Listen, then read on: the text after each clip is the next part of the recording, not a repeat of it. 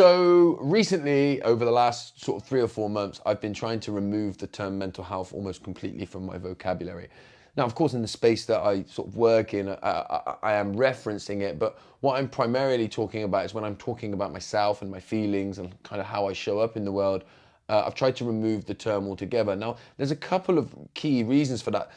The first one is because I think we do ourselves a disservice when we separate mental and physical health, because the body doesn't do that. Anybody that's experienced a strong sense of anxiety I feel will be able to relate to the idea that it's not just a mental struggle, it's very, very physical. And so if we call it a mental struggle, we're doing ourselves a disservice in that case, and we're actually taking away the opportunity and the need for us to regulate our bodies in a physical way. So the body doesn't separate it, so I don't think that we should either. But I think the bigger reason why I've taken it away is to get me to really come back to the ways that I'm feeling and practice my emotional literacy. I think it's a real problem when we frame everything as a mental health problem, or if when I'm struggling with a difficult emotion, I say I'm struggling with my mental health. If I say I'm struggling with my mental health, for me, that makes it about me.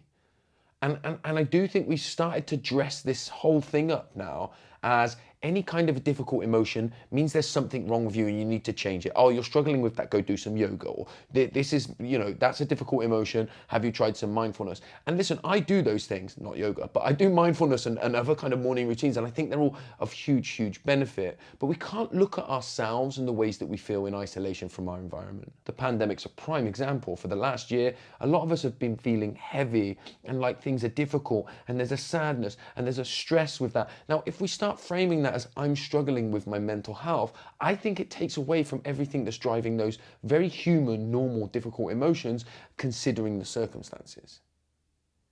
And so I think when we start creating that umbrella, and if I just start saying I'm struggling with my mental health, or my mental health's not been in great shape, I start using terminology like that. For me, actually, it takes away from me really diving in and questioning what's going on here. Can I start being more using better, deeper vocabulary in the way that I describe?